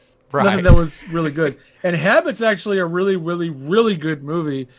And then I think the next thing he did after this was like 7 years later, which was The Wendigo, which was a horrible film. Very, very, really bad film. And then like 5 or 6 years after that, he did a movie called The Last Winter, which was a little bit better, but it wasn't that good either. I want to say he went on and he was working, in the industry, but let's see, if you go to his filmography, he's done it, he's acted in a lot of stuff, but there was shorts, and there was Bringing Out the Dead in '99. He played a cokehead. That was with Nick Cage and Patricia Arquette. So, I mean, he did some stuff, but yeah, you're right. He, late. It was much later that he directed his own stuff. He was in Session 9 also. You've seen Session 9, haven't you?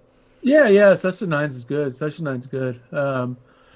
Habit, though, I mean, Habit's a really good movie. I recommend you guys watching that one. Unfortunately, the only way you can actually watch it is there's a Larry Fessenden collection Blu-ray set that's on Amazon for $60, and it's the only good movie in that set, to be honest with you. But yeah.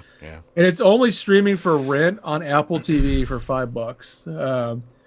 But Habit's really well. It's kind of a slow burn. And the vampirism in it is mostly a sub part of the plot, but I think it's a really well-made, lower-budget 90s horror film.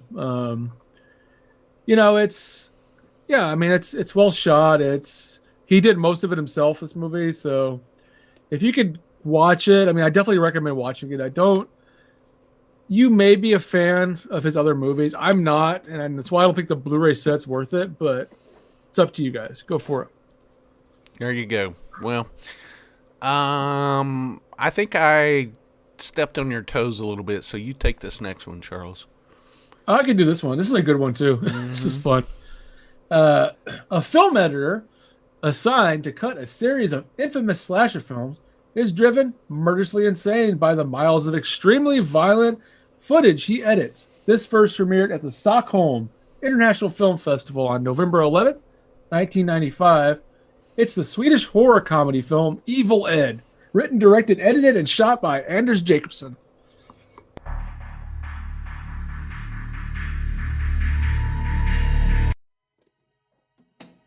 This is Edward. He's a nice guy. I love you too.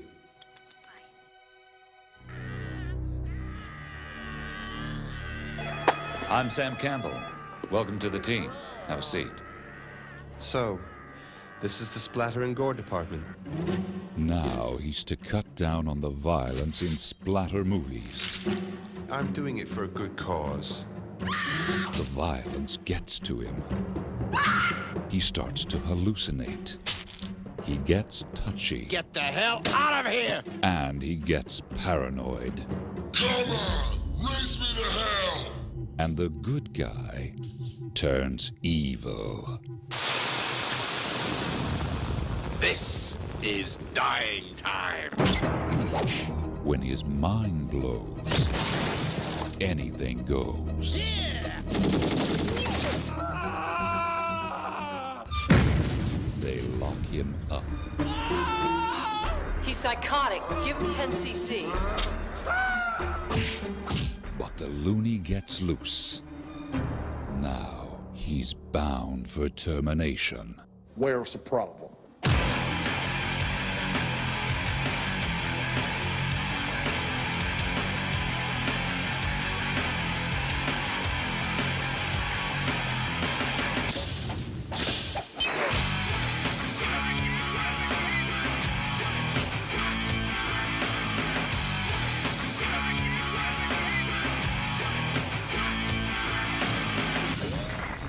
Rest in pieces,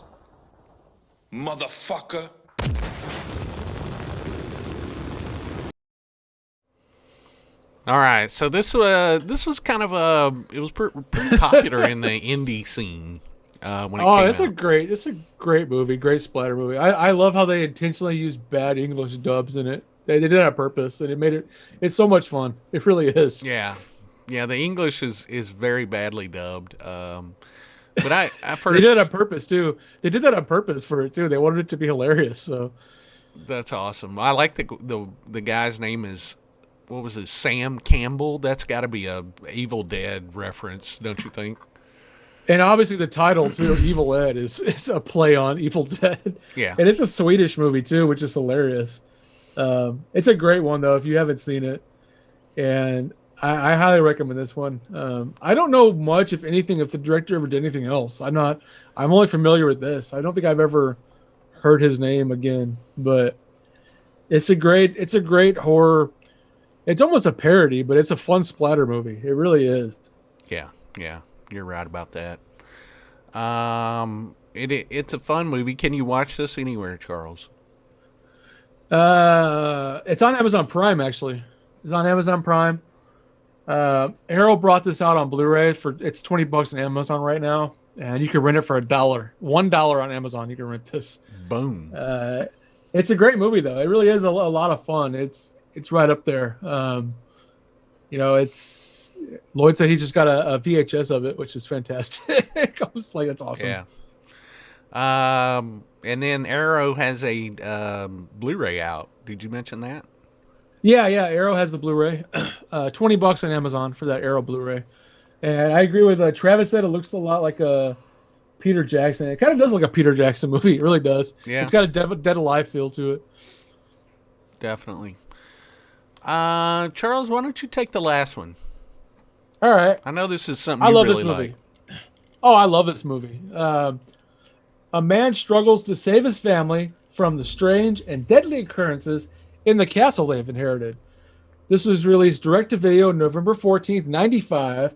The American monster film, Castle Freak, directed by Stuart Gordon, starring Jeffrey Combs and the always amazing Barbara Crampton.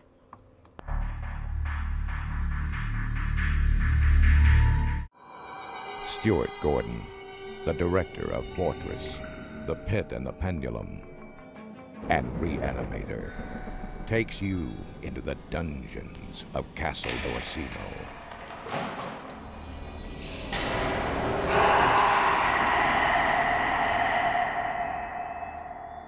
Now an American family Welcome to Castle Riley, lady. will inherit a legacy of evil. They say the castle is haunted. And a master of modern horror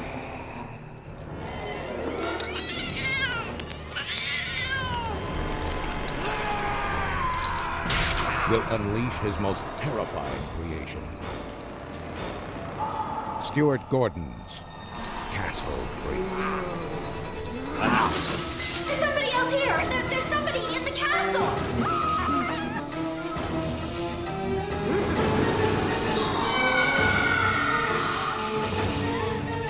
We want you to search the castle.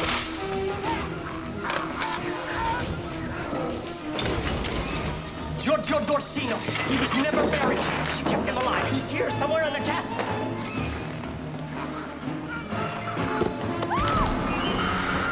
There is a madman in there, but my family is in danger.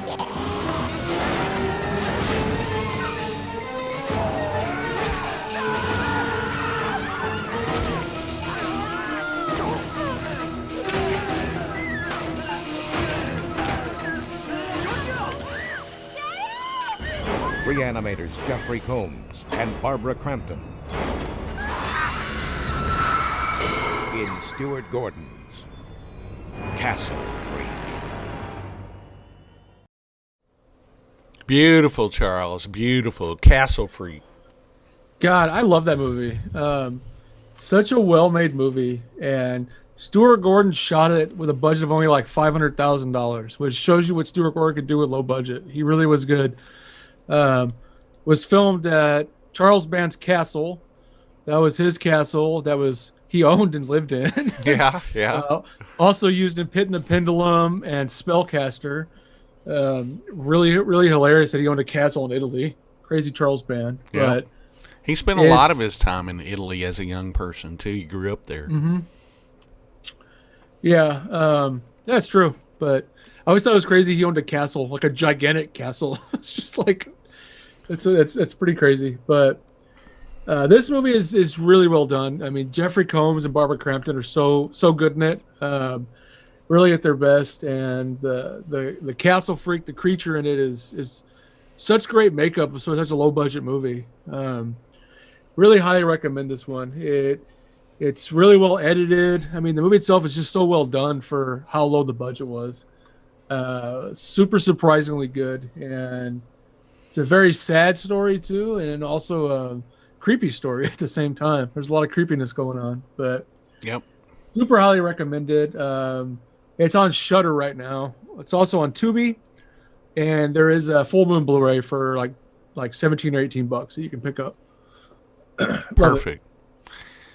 Well, that concludes 1995. We do have honorable mentions, though. Charles has made a fantastic video of that. Let's roll right into it and see what is in store for 1995.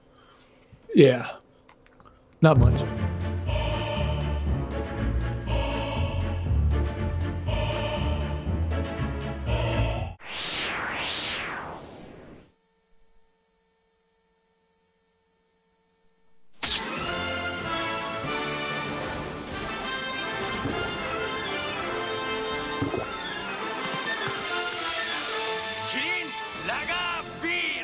Disney.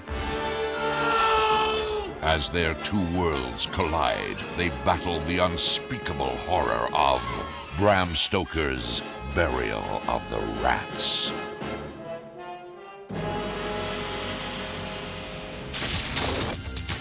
Play with me. I don't think so.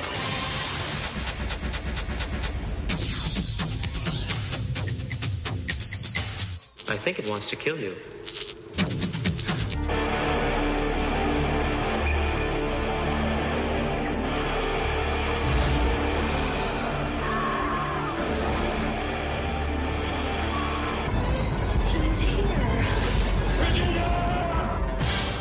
From the chilling bestseller, Hideaway.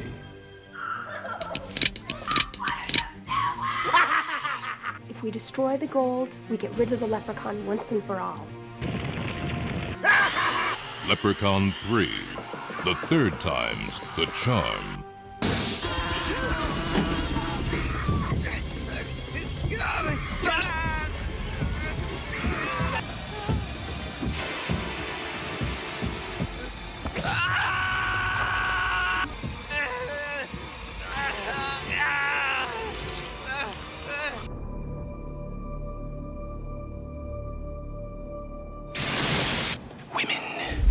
Vampire in Brooklyn.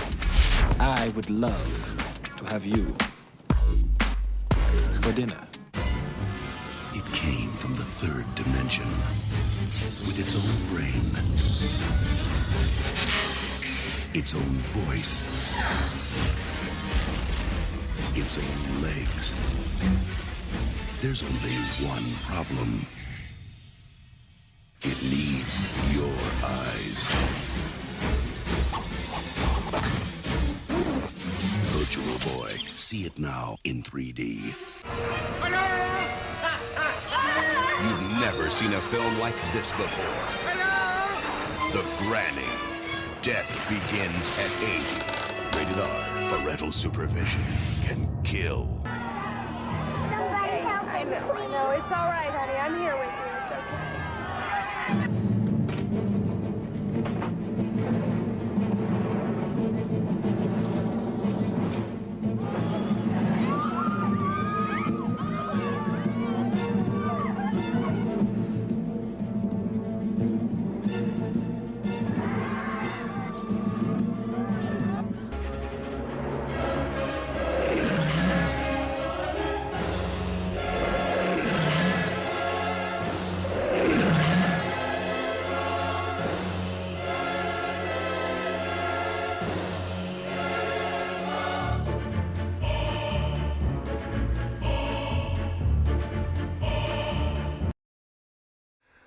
All right. That is the honorable mentions for 1995, right. Not 94. Even though it says 94, because apparently I didn't change the date. It's okay. We're here to set the record straight. It's a leftover from last week's shit that we went through. It's 95. Yeah, sure. But hey, look, guys. There's not many honorable mentions for 95. There's not much out there except for a Virtual Boy commercial, which is really terrifying. Yeah, it kind of was. It needs your eyes. Oh my god. It needs your eyes. Like, how did anybody ever sell the Virtual Boy console? I'm not. They're gonna freaking eat my eyes. Yeah, I don't think they sold very well, Charles. And didn't it actually give people like eye problems and like seizures and shit? That's why they discontinued it. Yeah, they weren't joking around. They were like, "Look, just hide that shit in the commercial. That way, if anybody tries to sue us, we can be like, we told you. Yeah, we told you. Told you. Told you your eyes. It wants your eyes, bitch. It wants your eyes, bitch. All right, let's give away something. Let's give away a double feature of Teen Wolf because I had to give this away tonight. Let's do it, man. Is everybody ready? What are we gonna do to give this away? The first person who can tell me who directed Teen Wolf 2. All right, we're watching. Who directed Teen Wolf 2 to win the Blu-ray double feature of Teen Wolf. Teen Wolf 2. Your question is, who directed Teen Wolf? How? The original Teen Wolf? 2. Teen Wolf 2. Teen Wolf 2. Oh, Teen Wolf 2 Teen is Wolf what we're 2. looking for. We're looking for Teen Wolf 2. Hi, guys. I'm the Teen Wolf. These waves are mine. No, you son of a bitch. I'm Teen Wolf 2. I'm Jason Bateman. I'm the guy who plays boxing. I play basketball. Christopher Leitch. That's him. Is that him? Chrissy Gilliland won that one. Teen Wolf. All right. And this isn't, because it seems like there was Teen Wolf and it was TOO, wasn't it? Let me see that. Yeah. 2. As well. I'm a Teen Wolf as well. 2 as well. As well. Hi. Boom. I'm Teen Wolf. Well, so am I, you son of a bitch. But I'm the original. I box. Oh. Okay. I give up. So, let's see. Chrissy won. Make sure you contact us through the Frightmare HQ Facebook page. Send us your address. We'll make sure we get that out. You got another one, right, Charles, to give away? Hell yeah. I got the out of print Shout Factory Poltergeist 2. Ask something that somebody doesn't have to look up, because I'm pretty sure everybody just Googled who directed Teen Wolf 2. Go ahead. Ask something, Lloyd. It's on you. What do you want to ask? Let's see. Ask something about Frightmare. I got something. Who did not, we talked about this earlier, who did not play Cornelius in Beneath the Planet of the Apes? Who did not play Cornelius in Planet of the Apes? We discussed this towards the beginning of the show. You're so damned ugly, Lloyd. So to win the copy of Poltergeist, oh, boom, JRE got it. Roddy McDowell. JRE. Good job, sir. So, good job, JRE.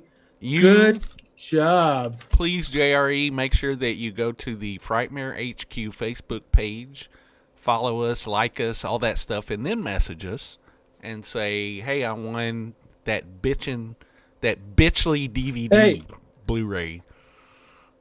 This is a good Blu-ray too, guys. This one's out of print. And this one's like $50 on eBay, so it's a good one. That's no joke. I was channeling Annie Wilkes there, by the way. Woo! So come and win this bitchly DVD. You gotta get out of the cock-a-doodie car. Yeah, get you a cock-a-doodie Blu-ray and put it in your bitchly player and play the movie. Play the movie, all right? You killed my misery, Lloyd. Oh, yeah. Yeah. Stephen Burt just tipped us $20. Stephen Burt tipped $20. Stephen Burt. Great show. Thank you. I'm going to send all my tip messages now in case everybody wants to tip us. And All of that I'm going to tell you guys, on the 4th day, God created Texas Frightmare Weekend, and it was good. And we're going to pass around the collection plate right now. We just sent out the collection plate. So there's clicks and links and clicks and clickety clack. Send us your money. Give them money. I dare the power of Christ, and I'll use your money to buy shit to give to you guys. That's right. That's right. That's what we pretty much do with it. It's pretty much what we do, because why not? I like to give shit away to people. So, like Poltergeist 2, the out-of-print edition. That is right. And Teen Wolf double feature. It'll get you so hot and sweaty, you'll have to watch it while you're in the shower. That's the damn truth. Boom. Woo! The only time I ever watched Teen Wolf was in the shower, guys. Mm-hmm. That's right. Oh, yeah. So, Charles, I want to talk about something. I want to talk about something that we just announced at the beginning of the week. The Frightmare Collectibles Christmas Horror Market pop-up is happening December 19th. So we have some guests already lined up. We teased it. Allie Tappa got it right last time. She guessed who the guests were going to be. But let's go ahead and talk about them. What do you think, Charles? Fuck yeah. Let's talk about them. We got Paul Taylor coming out, who played Pinhead in Hellraiser Judgment.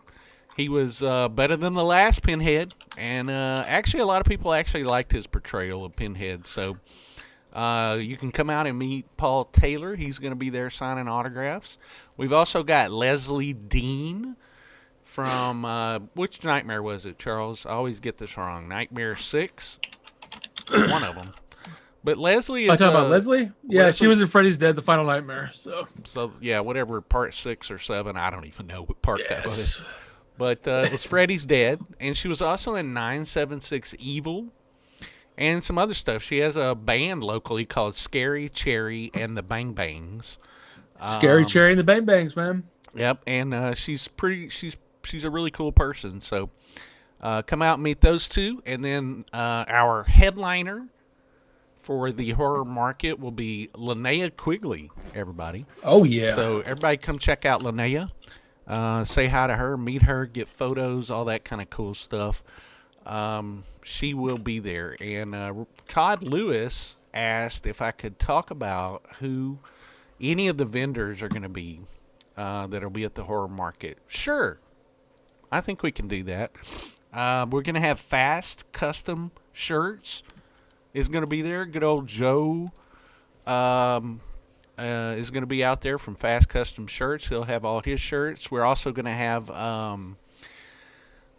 Marquee. Well, I don't think they go by Marquee anymore. They go by Crypt Kitty Designs. If you want to look that up, we've got Crypt Kitty Designs coming out there. Danny Del Carroll will be set up selling his prints and so forth. Everybody knows Danny's great art. So if you want to see Danny, you can come out and visit him. And golly, it's just all escaping me now. But those are let's just say those are the first three that we're going to talk about, and then we'll announce the rest of them soon. How's that?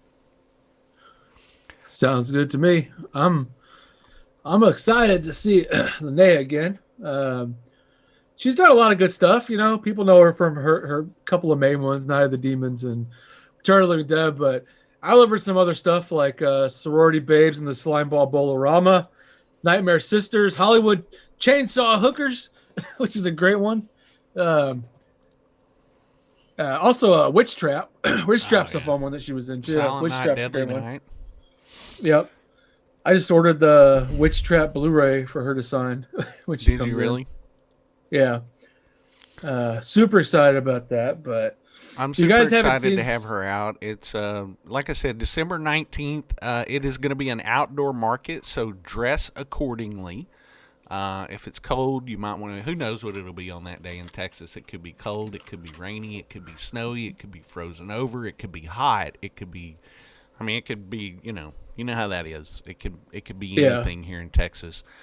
But this will be your kind of your last chance horror shopping before the holidays. It's the weekend or about 6 days before Christmas. It's going to be $5 to enter the market and get your autographs and do your shopping. So we think that's pretty cheap. We'll probably have another food vendor out there. It might be the barbecue again. I'm pretty sure that's what we're going to do.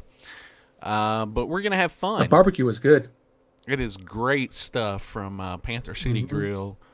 Our buddy Juan. Our buddy Juan.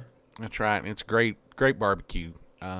Good stuff. Sausage and peppers and brisket and all kinds of stuff is what he had going that day. It was good, man. It was fantastic. So I hope everybody can come out and join us, and just I'll be there. With jump bells on. And if you need any info about that, just let us know. It's going to be all over the place. So, I also realized I have a VHS copy of Linnea Quigley's horror workout too. I can bring that. You need to keep that. Don't sell that one, Charles. I'm not selling that one. That's part of the Charles collection. That's a rare one, buddy. Yeah, that's part of the Charles collection, along with all my weird Japanese horror tapes that I've accumulated now. Yeah. Oh, what else do we have to talk about, man? Yeah, we're gonna be on Saturday. We'll be on Saturday. Oh, yeah. Announce that, Charles. I'm sure a lot of people saw it, but go ahead. Well, yeah, we'll be on Saturday with Paul Taylor, who we just mentioned. Paul Taylor will be on with us Saturday at 2 p.m. Central Standard Time. We'll talk with him. You know how our conversations go. We're just kind of have a chat. But, Paul Taylor's done quite a bit. Going back to the mid-2000s. I mean, he was in Sin City. I know that. And he's had a lot of parts and just a lot of stuff. If you pull him up, it's just he did a movie called Sick for Toys in 2018. I remember I liked a lot. I don't think a lot of people saw it, but it was one that I got as a screener for Dallas Film Festival. And I liked that one a lot. So I'm interested in talking to him, just kind of, learning more about how playing a part like that comes about, because that's got to be interesting to try to play a part like that, Exactly. And we'll find out, all the stuff that he does. We'll talk a little bit about Pinhead and see what kind of, I'm sure that was super tough to try to take on that role and probably really scary. So we'll chat with him about that, and we'll talk to him about all the other stuff that he's done, because, I think Pinhead just basically gave him a name, basically brought him to the forefront. But he's been doing this for a while. He's been an actor for a while, so we'll have a lot to talk to Paul about. Yeah, we will. So that's gonna be fun, and then I think we're gonna start back our Twitch Prime watch parties on Saturday night. So we are planning to do that. I'll put a reminder up for that. Yep. All right. What else then, Mr. Charles? Man, I think that's it. That's all we got going on right now, We'll be doing our stuff this weekend. If you guys want to come out to Frightmare Collectibles, I'll probably be back there Saturday. I like to do the show from there on Saturdays. That's makes it easier when me and Lloyd are together. So sometimes it does. Sometimes it does. Let's see. Todd Lewis said, is Hellraiser Judgment streaming anywhere? I don't know right off the top of my head, but if you'll go to justwatch.com, you can look up any movie and find out where it's streaming right now. So, unless Charles knows. Charles, did you just look it up? I pulled it up, and it looks like it's just it's not streaming anywhere. You can rent it for $4. I think you can buy it for $4 too. Yeah, probably so. Because that's another Dimension movie. Yeah, no. Not trying to say me, but I think the DVD was on sale for like $5, and the Blu-ray was on sale for like $10, like now, on that one. Because I was looking up a lot of them before the show. Yeah. So Saturday we'll be doing Paul Taylor. We'll have him on. Saturday night we're going to do a screening, and then Wednesday we'll be back with 1996, The Year in Horror. The Year in Horror. And we will be here watching The Year in Horror. 1996. 1996 is a good year. There's some good stuff coming out of that one. So good. It's good to hear that. All right, guys. I think that's about it, Charles. Let's just say goodbye to everybody, and thank you all for joining us tonight. We appreciate that. Thank you, everybody. Good talking to everybody. All right, guys. What else? You done, Charles? Are we done? Are we DONE? I think we're DONE for tonight. We made it through 95. It only took us a little bit, but we're going to start again next week, 1996. Hopefully, you guys can join us Saturday. We'll be around. So, and make sure to send your addresses for these winners. That's right. If not, I can't send I've them already out. seen JRE come through, so yeah, we should have the rest. All right, Sweet. guys. Did I interrupt you, Charles? I was just going to tell you I love you. Okay. I miss you. All right, guys. We love you guys. Thank you for joining us. Peace out. Have a great night, and we'll talk to you soon. Bye.